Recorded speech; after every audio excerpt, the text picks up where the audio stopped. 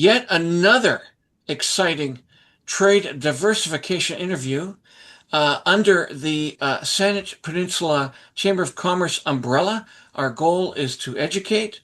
Our goal is to provide information for regional businesses to help them diversify their trade, if in fact they're trading with the United States, or if in fact they're interested in trading in other parts of the world. We're very lucky, very, very lucky and honored to have John Trelevin as my partner in this endeavor. And John has a network that I have never seen in my lifetime across the world. It's extraordinary.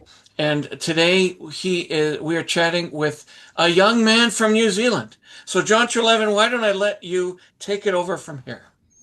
Absolutely, Graeme. It's a great pleasure to welcome you to this conversation, which John and I have been running now for a few months. We've had some very interesting interviews. Graeme is a distinguished retired ambassador for New Zealand. He was ambassador in the Philippines. That's where Beverly and I met, he and Audrey. And we've seen them in Canada several times, and we'll see them here, I think, in about 7 weeks, Graeme. Yes. You know, in addition to his assignment as ambassador to the Philippines, he was ambassador in India and was co-accredited to Bangladesh, Nepal, and Sri Lanka. And in his years working in the ministry in Wellington, he spent a lot of time on a subject that's absolutely critical to New Zealand, and that was the relationships with the South Pacific Islands. Graeme, we're having this conversation at a time of great unrest and change. I note our two countries basically have the same kind of trade success. About half the GDP of New Zealand and about half the GDP of Canada is generated by international trade, imports and exports. But as you know, when we look at trade diversification, and it's one of the reasons Mr. Carney, our Prime Minister, is so keen on it, it's because 75% of our trade goes to the United States. It's with the United States. Whereas in New Zealand, I think China is your biggest market. I mean, you've got a very balanced trading pattern with the world. What kind of stress has the current American administration put on New Zealand's prosperity? Right, good question. My own take on it is that the tariff issue itself has been less cataclysmic for New Zealand than the Iran troubles and the impact on energy markets and so on. That it's interesting. I guess you could say New Zealand's ambition has to be to remain below the radar as much as possible in this second term, and the impact on trade it doesn't seem to have been huge, and one or two companies said they managed to survive what's happened. I think we sit at a 15% tariff rate, which may be not quite as good as Australia's, but again, not cataclysmic. And the impact on the trade stats, if you looked at the last 3 years, the US jumped from third biggest trade partner to second in 2024, and it's back down to second biggest. Back down to third biggest trading partner. But as you say, China, the big story of the last decade or two is the growth in trade with China and the impact that's having, and the ripple. And there were a few. Obviously, anyone's going to be concerned if they're dependent on any one market, whatever it may be. And obviously there were worries when the Australians were heavy post-COVID. They went through a bad time with the Chinese on the trade front, you may recall. Yeah. So that's sort of a reminder that no matter who your biggest trading partner is, potentially you can be at risk. Yeah. The goal is to try to diversify, I suspect. Yeah, and with the regional links. So, but if you look at it historically, you'd have to say some interesting things about New Zealand. Back in 1950, 90% of our trade was with was with the UK, Hmm. and now 3% of our trade is with the UK. Can't be. So it's the sensational outcome. Um, the second thing you'd say about us is because we never had a free trade agreement with America, there are sort of there's less potential to take away our privileges, so to speak. Yeah. Yes. Yeah. And a friend who's a tradie says, you know, the beef we're not a bad complementary fit in the beef market in the US. The kind of beef we sell for the hamburger business complements what the Americans produce themselves. So there's less built-in stress around all of that. But anyway, what I have to say is that back in the 1980s, one of our trading partners was Iran, and I remember our ambassador then saying, "We've got to get this selling sheep meat here. This is hard work. You know, we've got to get out of this, guys." And anyway, what happened in the 1980s? What we call the Rogernomics reforms. Basically, we removed all our subsidies on sheep production. So suddenly we didn't have a surplus of meat we had to dispose of to tricky markets. And secondly, we had a treasury that believed that zero tariffs were in our national interest and that we were doing ourselves a favor removing tariffs. So we've been purer than pure pretty much across the board from that 1980s reformist package. Yeah. Again, meaning that fewer distortions and a lot of reorientation out of some of our agricultural goodies. Yeah, so the sheep meat production and so on in New Zealand has declined quite significantly over the decades in favour of dairy and horticulture, wine growing, and in some regions, so on. So we've kind of market forces have contributed to the diversification, but the rise of Asia is the other important component in New Zealand's trade history. I think we'd all have to say, and China in particular, but also good networks through ASEAN and so on. Yeah. And Singapore's become a bit of an energy partner in the last few weeks. But a lot of our refining's done there or in Korea. But Singapore's a nice little story of a country that was once an aid recipient of ours and now has a GDP that's per capita that's healthily superior to ours. Wow. Got to say. Graeme, I want to personalize all this a little bit, if I may, Yep. and first give some context to why I'm saying that. Last week, about a week ago, I participated in a Zoom call between some Canadian politicians, Canadian ECDev organization folks, some businesses with Washington and Oregon compatriots, like folks doing the same thing on their side. The goal being, how do we help each other with trade and more business development? So that's Washington, Oregon. That's what they call Cascadia up in this area. And as we're talking, I just had to say how sad I was that in fact, if a business is to do due diligence, I would actually mitigate my risk by not doing business with you folks. I'm sorry to say, but this is not in our best interest to facilitate trade.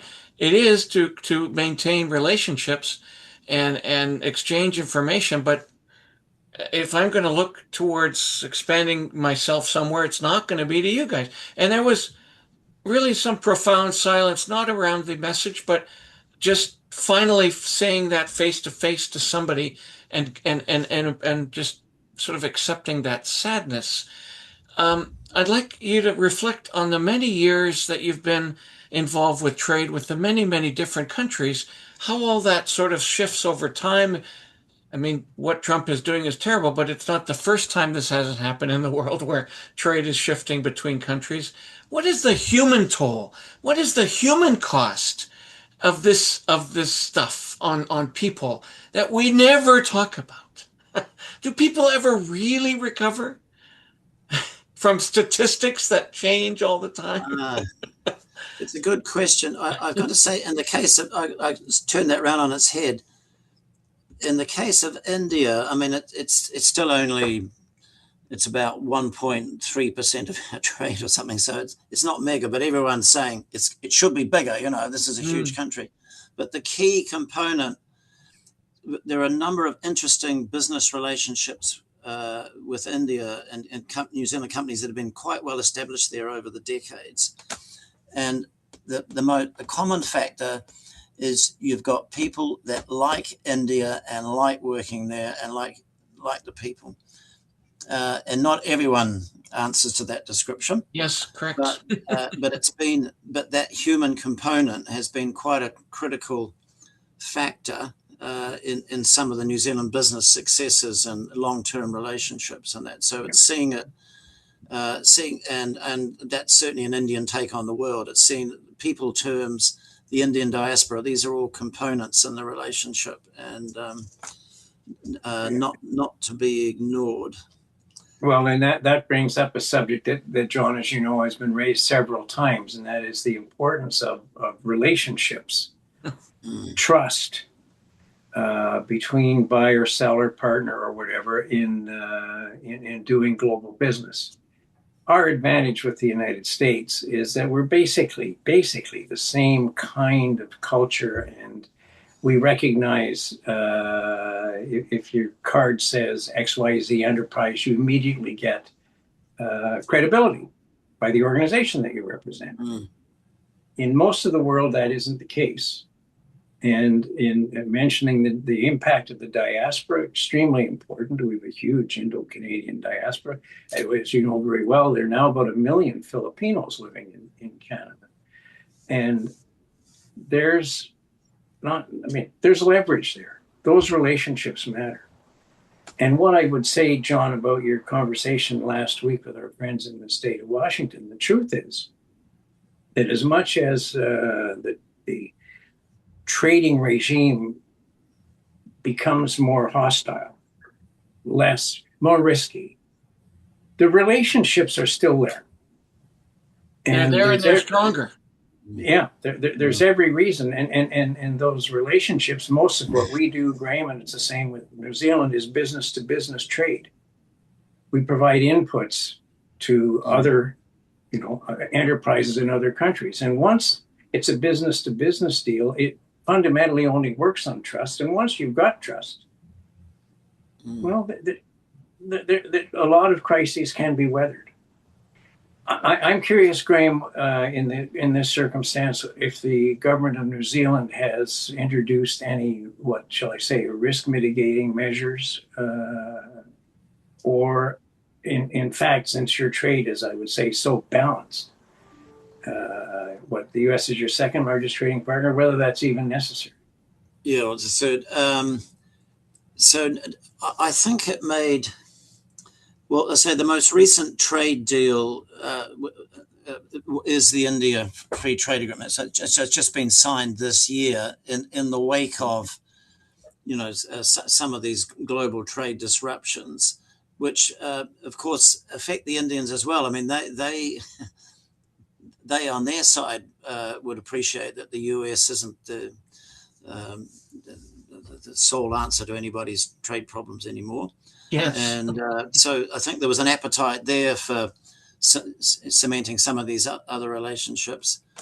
And so that's critical. And the other thing is there is a people, and I've got to say, that people is a component in that free trade agreement. And immigration was raised as an issue by one of the coalition parties here, which refused to support the free trade agreement on the grounds, there was no access for dairy, which no one's has into India, of course, and too much migration, and possibly a question mark around whether New Zealand investment in India was an aspirational goal or a firm commitment. But anyway, the people thing and migrants is a component in the relationship, and that's how the Indians see it. And you have their attention if there's an Indian diaspora in your market, and that, as with Canada, big Indian populations a factor in it. Fascinatingly, the chief executive of Air New Zealand is now of Indian descent. Oh, well. And for one magic moment, we had the chief executive of Air India was a New Zealander. So we had this perfect potential relationship. But the New Zealander in India has now stepped down as CEO. But anyway, but you can't ignore the importance of that. And in our case, of course, a lot of New Zealand cricketers have become involved in the Indian market and exporting and so on the strength of those personal links and contacts. Yes. No kidding. And I'm sure that's between the US and Canada, presumably sporting links must still count for quite a bit when it comes to relationships. And it's easy to measure the relationship by the media, content and disinformation between our two countries. But when in fact I'm sitting there with 20 or 30 folks from Washington State, I love the Seattle Seahawks. They're Super Bowl champs. We would go down there every year and watch them, and we're not going to now. And I think I'm not the tip of I'm the tip of the iceberg. I'm along the same sort of theme here.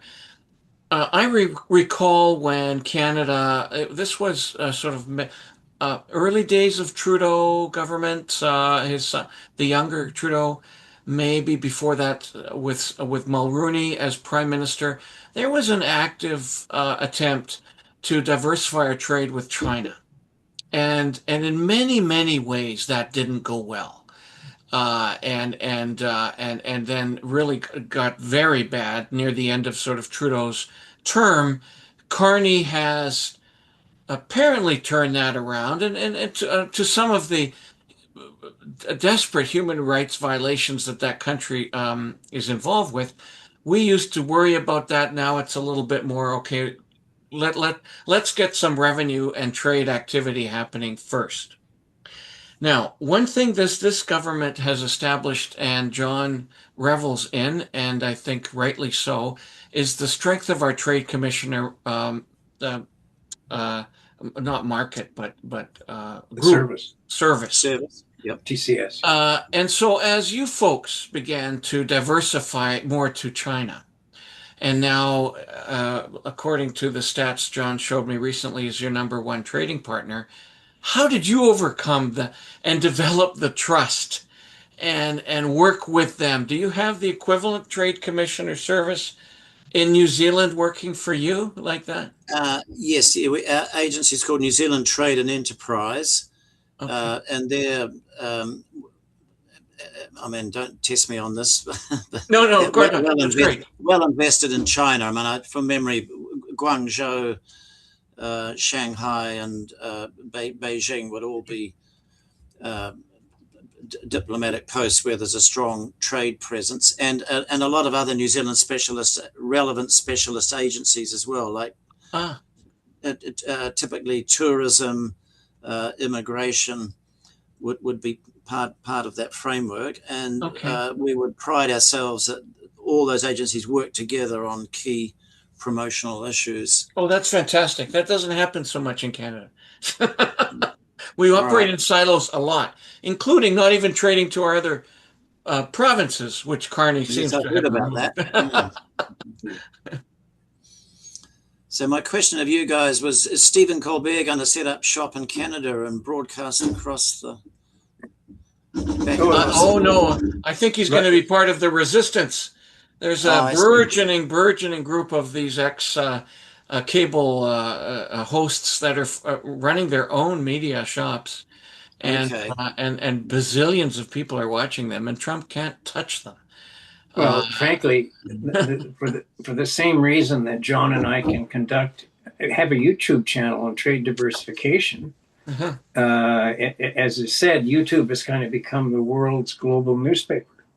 Mm. Yes, And yes, yes. especially somebody like Colbert, who brings with him millions of people who love his sense of humor, he won't have very much trouble. So yeah, the diaspora, well, the media environment is so fractured, but when you Mm. get somebody of his star quality, it's instantaneous. Yeah. Um, Okay. I'm a great believer in history and us understanding history to understand the future. And I recall studying the great diplomatic efforts and industrial revolution in Great Britain during the 1800s, and we would sort of micro study a 5 year period or a 5 year gap and think that that's such a small little gap. In retrospect now, as we begin to evolve out of the MAGA sort of cult over a period of maybe 5 or 10 years, and folks look at this period now, it'll seem like a little bit of a microcosm.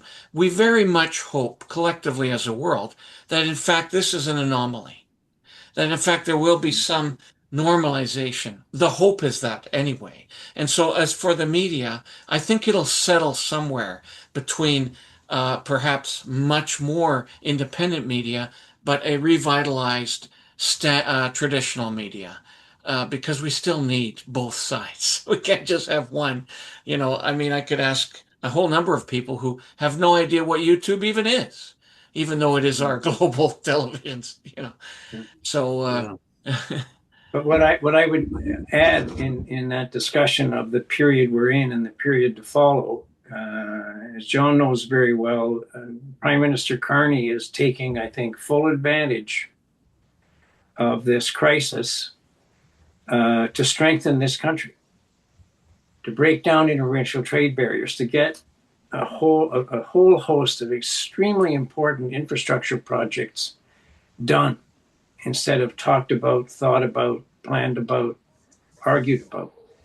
Um, and I think what will happen in the media world as it fractures, the issue of authenticity, fake news. Who do you trust? Mm.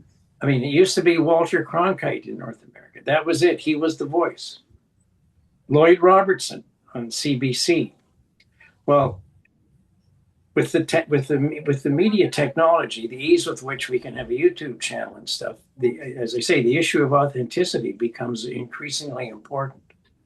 And those outlets who can demonstrate authenticity will become very, very popular. The other guys are going to be struggling. I had at our Rotary Club a few weeks ago the CEO of the Notaries Association of British Columbia.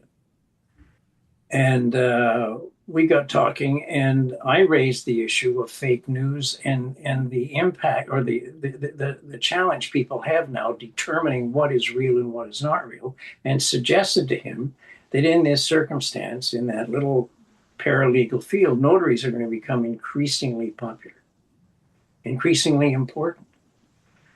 And I think in the media space, there's going to be a flight to credibility away from sensation.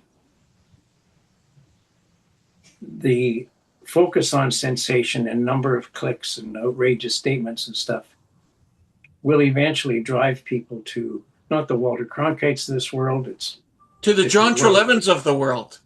Yeah, that's right. And the Graeme Waters. People speak from their heart. Yes, yes, authenticity wins. Yeah, yeah.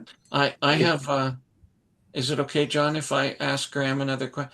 Go ahead. Graeme, one of the trademarks, hallmarks, criteria of this new media is the shortness of attention spans.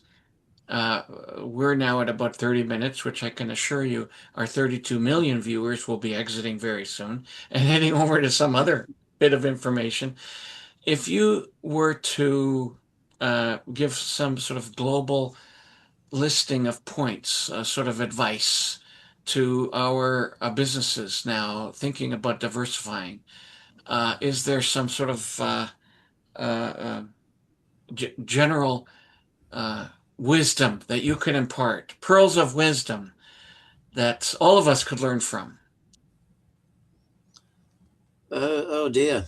Well, yeah, you're in for the long haul, aren't you? In relationship building, I think that's paramount. I think geography is a factor. I mean, I think why is China relationship in that business, it's so much stronger than say that with India. Well, one of the components is that China's a direct flight away from for New Zealand, but India's not at the moment. It's just that little bit of so the connectivity thing that doesn't play as well for that distance. So it's your story. You can't ignore your geography. And the joke about New Zealand was, yeah, our history was all with England, and our geography is all with Asia, So I guess the post-war story has been adapting to those new realities, and investing in relationships and being very supportive of regional bodies and relationships, whether it's in the Pacific, with what was started as the Pacific Islands Forum, or support for ASEAN in the region, and now building new regional trade networks, including the very hard to repeat CPTPP, of which I understand Canada and New Zealand can proudly claim co-membership. Yes. And That'll fit on a hat. yeah, that's the interesting one where China isn't yet admitted, and where potentially the UK might be showing interest. So there's Wow. that will be a challenge to how is geography the only determinant of some of these things, or are common values and trade policies also a component? Yes. Well, one easy way we could maybe mitigate the geographic distance is to put the world on one time zone. Right. Well, there is an element of 24/7 these days, isn't there? John Treleaven, I honestly don't know how you keep those are fabulous points, Graeme. Very, very helpful, especially the one around the long-term relationship. I mean, so many. Okay, we're all gonna time out, gentlemen. At some point, a new generation of folks are gonna be doing what we're doing, and one of those characteristics of the younger generation is impatience. They don't have time to wait. They don't have time to wait for stuff to happen. In fact, that's where the very best of relationships happen. And that might be one of the best pieces of advice from this Graeme, session. that's a good point, though. John, let me ask you, Graeme, what do your children think about all this? Well, isn't that tricky? As I reflect on my family, so my son now lives in England, and he's a part Indian origin. He's married to someone of part Pakistani origin, and he lives within the same radius my grandparents lived in England in the 19th century. Oh, my Lord. For totally different reasons. So he's quite sort of globally educated and brought up, and used to very comfortable dealing in different business cultures, and because he's been to school in Korea and in India and so on. So he's wired up, but he's now definitely a citizen of the UK. So he ain't coming back. But in my defence, my daughter here is married to a Frenchman, so we've replaced, one missing component with another. And well, at some point, all of those. I like to think they think very global. They met in India, and I like to think they think globally. So I'm hoping that the grandkids will be global, good global citizens. And yes, absolutely. Yeah. But it's a sore point for New Zealand at the moment. We certainly we're trade-wise, very nicely spread across the globe, but there's a big worries on the migration front. That a lot of New Zealanders are heading off to Australia at the moment, rating it as a better prospect than New Zealand. And so it's a lot of worries, but also a bit of sensitivity about maybe there's too many migrants coming from other parts of the Yes. world. Yes. We might be training more New Zealanders to do these jobs. So there's some sensitivities there. the fifth or sixth largest Canadian city is Los Angeles, California. There's about 500,000 Canadians in Los Angeles. Oh gosh. Yeah, that's So there is a certain pull, like there is between you and Australia. There's a certain pull of the U.S. from Canada. It's a challenge. Thank you so very much for joining us. You and Audrey will be here in about 6 or 7 weeks, so we will get together, and we'll and I look will to you insist upon a Zoom call. Oh, yeah. No, but we'd like to come back to you as this little. This is not a blip. This it's a rupture. It's a rupture. It's a bit like a volcano, right? And there's no telling when it will end. No, and we don't know if it's permanent. I mean, that's the thing. Is the MAGA thing permanent, or is the US going through another of its isolationist cycles? Or it is in the process of. It's a declining empire. We just don't really know what stage it's at. Is it the beginning, the middle? They will never recover. These relationships that we're building now, which 5 years ago, John Trelevin and I would have been talking to folks in LA, in New York, in Denver, and thinking, how do we increase trade with you folks? No, that's not going to happen again. It's now with New Zealand. It's now with Singapore, etc. So we're going to talk to you again.